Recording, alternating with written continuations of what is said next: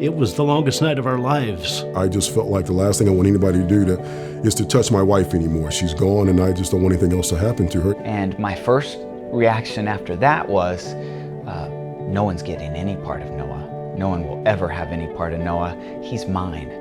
At some point during the evening, they moved us up to a room. They brought in all the team of doctors. And at that point, they told us that he wasn't going to survive. I don't think there's anything to compare to losing a loved one. But however, when you consider that you have the opportunity to help others, you have the opportunity to bless someone else's life, to help someone move forward in their life, I think as human beings, we need more of that kind of compassion for one another. She wasn't just an object. She wasn't just a number. She wasn't just a donor. She was your family member, and they treated her as such. It was important to make sure that her legacy of loving, of caring and sharing went on. And perhaps beyond that even, that she wasn't going to be forgotten. Her life meant something more than just an accident that happened on a random Friday night, that what she was here on this earth was important to help others.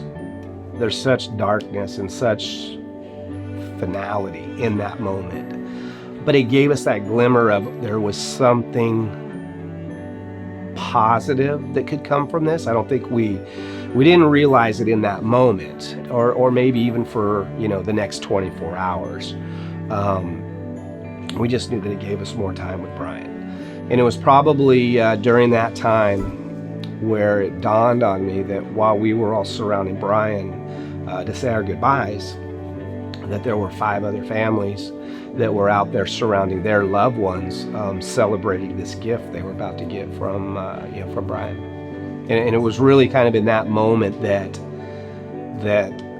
the rest of my life began. So I would encourage anyone who is even considering doing this, give it a long thought. It is an awesome thing to do. It is definitely needed, and it can end a lot of suffering. Unfortunately, a lot of other lives will be cut short, or the quality of their lives impacted greatly if we don't do these kind of things for one another. And I think it's just an extension of being a good neighbor, and being kind to one another, and sharing love and compassion for one another. Don't let tragedy breed tragedy.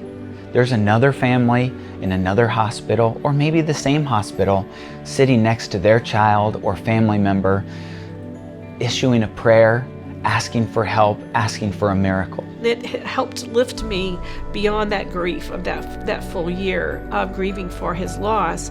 It did definitely help lift me through a grieving process and into something that felt more like pride.